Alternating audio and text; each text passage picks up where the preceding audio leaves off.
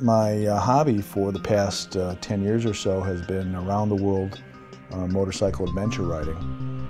It's something I do a lot, and I've traveled to places all around the world, including Japan, Turkey, Italy, Morocco and North Africa, as well as the Dalmatian coast, Croatia and Serbia, and been very fortunate to see many wonderful places around the world.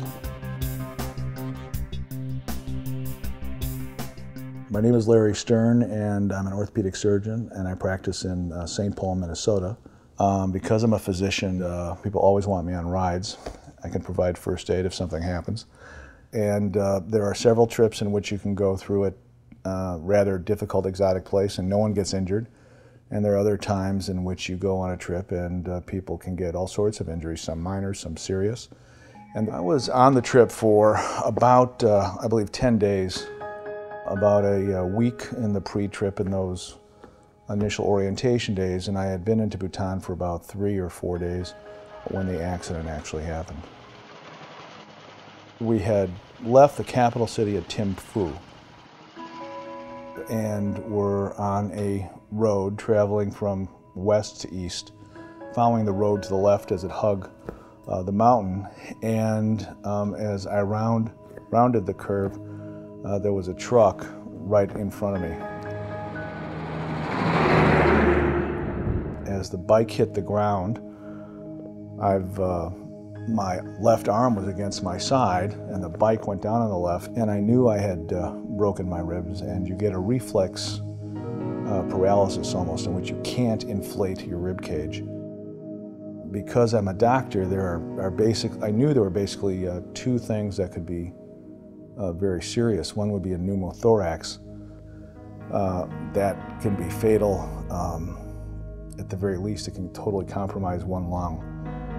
And I remember sitting down on the side of the road saying, okay, you've done it now. Let's see, what happens over the next few minutes.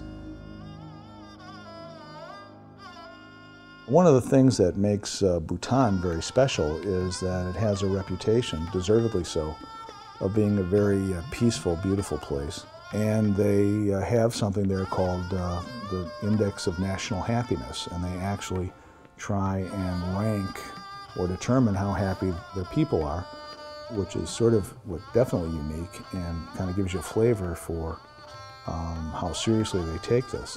But again, it's at the foothills of the Himalayas, and so you can see Everest from there, and it's a very, very exotic place.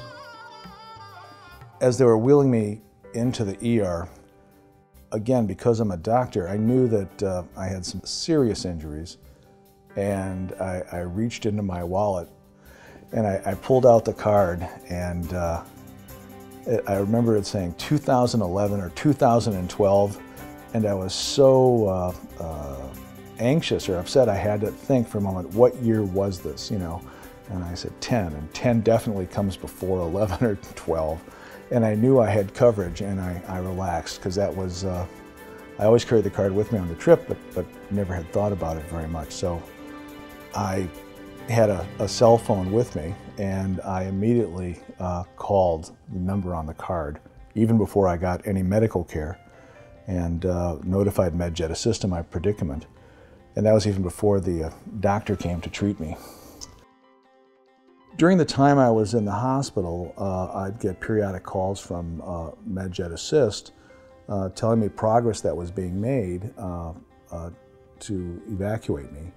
And typically I'd get a couple of calls a day, and they were very welcome, because I knew that someone far away was working on this, but whenever they would contact me, it was very reassuring. It was made clear to me that transportation had been arranged, that they had been able to obtain a jet that was going to come pick me up. There's very few transactions that involve so much money and time and effort in which, it's done, and I could move on. I really appreciated that.